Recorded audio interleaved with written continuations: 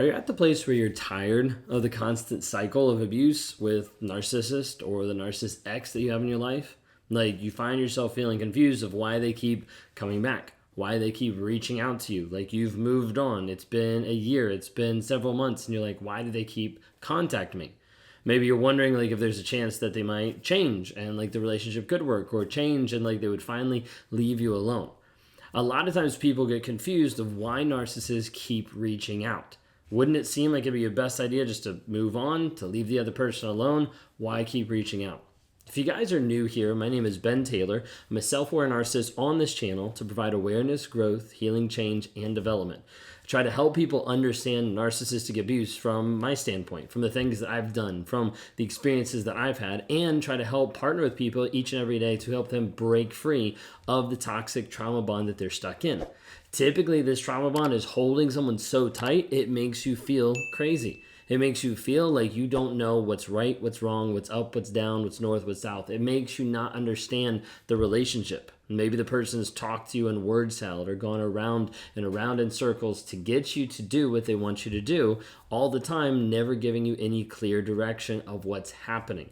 Maybe you don't even know your status in the relationship. Maybe you feel lost. Maybe they've disconnected or ghosted you. There's so many different things that can happen that can lock you into a toxic person.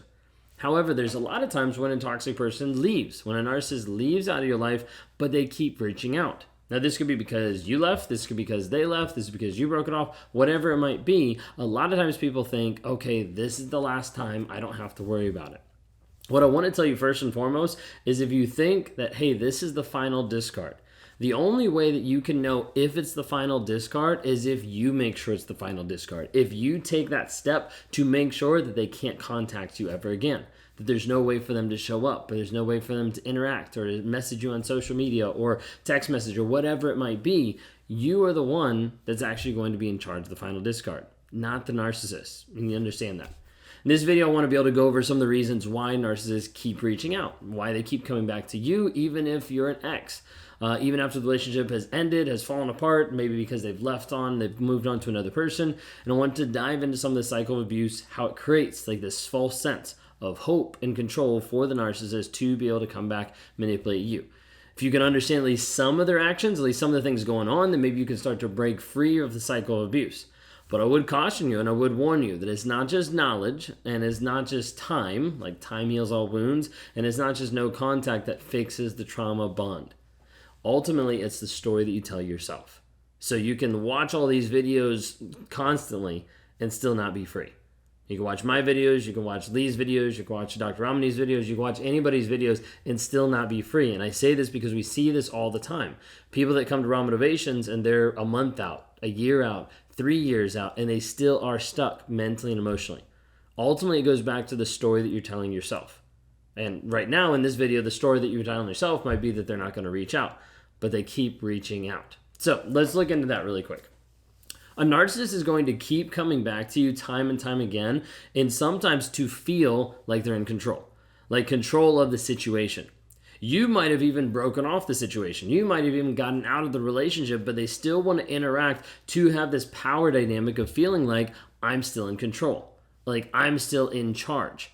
There's this aspect of having control and power, and sometimes reaching out ends up being this way of being able to show that. I'm like, see, they still interact with me. See, they still want me. See, I still have access to this person. Until you actually take away a toxic person's access to you, they still have control. They still have a power over you. In order to break free of that control, we have to be able to work on the story that you're telling yourself. Before I forget, if you want to go to the link that's in the bio or go to escapetoxicity.com, we've got a 7-day challenge for $7 to help you start to learn how to break free, how to break that bond. When a narcissist keeps reaching out, like this aspect of control happens, but it also serves to be able to keep you in a state of confusion. Of like, wait a second, I thought we were broken up. Now he's texting me like he actually cares about me. Now he's texting me that he actually loves me. There's this push and pull to keep you on edge. And it keeps you like emotionally off balance. You never know when the narcissist might come back in your life. This a lot of times will keep you in the fear and the anxiety and the fog, the fear, the obligation, the guilt. It'll still keep you in that unsure of where the relationship is actually going, unsure of where it's headed. There was a person that I had that I was talking to, a client-wise, and they were at the place where they were just like, I don't actually know where we stand. And I was like, well, have you talked about it? And she's like, no, like every time I try to talk to him about it, he runs away. Like he blocks me, he ghosts me, or like he just disappears. He just doesn't respond for like 3 days. And I'm like, it doesn't really sound like that's much of a relationship. But at that point, she was like, I don't know. I don't know what I'm supposed to do. A lot of times a narcissist will use this as a form of emotional manipulation and emotional control to keep you on the hook. I would do this in like smaller instances, not necessarily in just like breaking up. I would threaten it 100%, but not just like breaking up and ghosting someone, but mainly about like small events. Like you just did something that offended me or that hurt me, so that I'm going to pull back. Like I'm not going to interact with you as much. I might still interact with you, not necessarily give you the silent treatment, but it's going to be more cold. Like it's going to be more disconnected. It's going to be like, you're kind of dead to me, so like I don't really want to talk to you. I don't really want to interact. And doing this would put the other person like off balance of like, wait a second, like what did I do? Like what actually happened? And oftentimes have them reach back out to me, which meant that I was in control. Okay, so narcissists oftentimes will send you messages, even if you're an ex, like leave you missed calls, show up unexpectedly, causing you to feel on edge, like not sure of what's going to happen. And part of it is the emotional manipulation game. Okay, the other thing is like you know that narcissists already need like validation and attention. Like that is typical when we talk about narcissists. And a lot of times that craving of attention means they'll reach out even if it's a bad idea, like even if it doesn't make sense.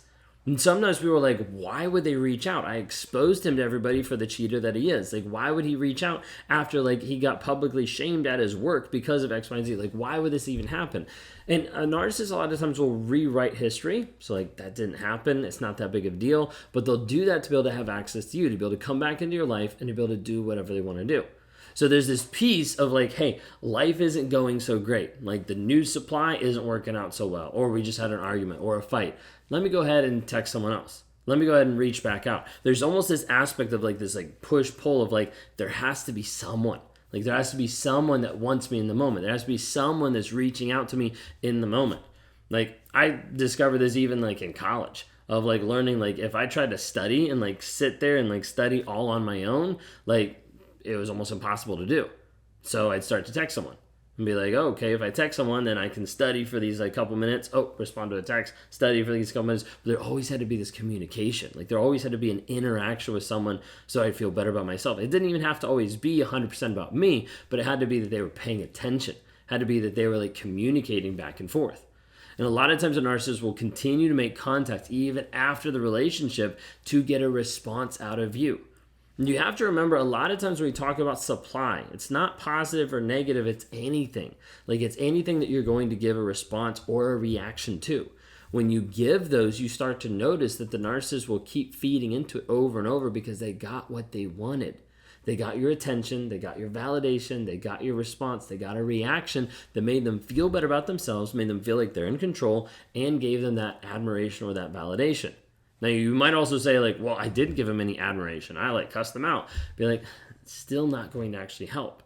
Because until that person's willing to be honest and actually view the reality of the situation, even you cussing them out, they can flip around to be like, oh, they still love me. They still want me. I'm still the best thing ever. They're just jealous about me. Like, they flip the script. So you have to be able to understand that no contact is really essential with this, okay? Because otherwise, you're just going to validate them a lot of times. One of the other aspects is the aspect of, we talked about control, but then to like reestablish control. Typically in this aspect of a hoover, of coming back into your life to be able to control you. So it is helpful to know that a hoover does not mean care. A hoover is just control. Like a narcissist wants to control you, your thoughts, your manipulation, like to manipulate you, manipulate what you do, where you are, who you're with, isolate you, all these different things. And so when a narcissist ex-partner like reaches back out to you, a lot of times it's control over you and it realizes their control is actually slipping. Okay, like this might be an attempt of like, I need to get back in her life because she's starting to pull away. She's starting to realize that I'm as toxic as what I am. This is why it's essential to go no contact. You see, if you don't go no contact, then the narcissist is able to slowly integrate back into your life. So I had someone, and they were completely no contact, and they were no contact for a while. And then they let one phone call in, just one. And then the next week it was 2 phone calls. The next week it was 3 phone calls. The next week, and all of a sudden they're back in this whole relationship. It's very slow. It is very subtle. Like, we don't just say, hey, go no contact because we're trying to be like an asshole to the narcissist. We're just saying no contact is for you to help you grow and to help make sure that you don't slip back into the rumination, into the trauma bond, whatever level it's going to be. Majority of times, if a narcissist will know, if I get in front of you, like face to face, like you're not going to be able to say no. That's why sometimes they'll try to make sure they call or they FaceTime or they come over, because they know if I can do this, they're going to cave. They're going to fall through. They're going to actually come back to me. And so this aspect of being able to contact you sometimes is to elicit that response and to reestablish control, to hoover you back and to control you. A lot of times this will happen when you start to move on. And people find this like freaky, but it's almost like a sixth sense of narcissists like, they're moving on, let me contact. Happens so often. You would be surprised, like so often. If that happened to you, just out of curiosity, if that happened to you, leave a comment down below to see like how many people this actually happened to, because we see it happen so often. It's almost like an eerie thing.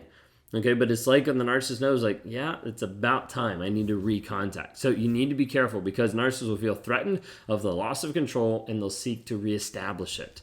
Okay, so when they see you moving on, maybe with someone else, maybe they want to establish control, maybe they're looking for the validation, for the attention. All those are pieces that I did as well. Okay, so you need to understand, like, this is very real. It's not me just making up stuff. Okay, if you're at the place where you're like, I don't know like the next step, how do I actually break free? Or maybe you're at the step of like, hey, this is a narcissist talking to us about narcissists. I don't know if I actually trust this. Go to escapetoxicity.com and check out the 7-day challenge that we have for $7. Okay, in this challenge, you start to learn what is narcissistic abuse, what is reactive abuse, what about the guilt and the shame that I feel, like, was it my fault? Did I cause this? All those kind of questions. We start to lay a foundation. Then we have you graduate from that into our clarity challenge to help you understand how to actually break free, how to break the trauma bond, how to be able to work on you, changing your mindset, changing your growth. If you want to interact with me, more of an accelerated program that we have inside of our Thriver community, I'd love to interact with you. You can go to rawmotivations.com, sign up there for the one-on-ones. Would love to help you partner to move forward into who you're called to be. The goal is that we actually help you move in your healing journey to change to a growth mindset, to continue to maximize who you are regardless of what happened in the past.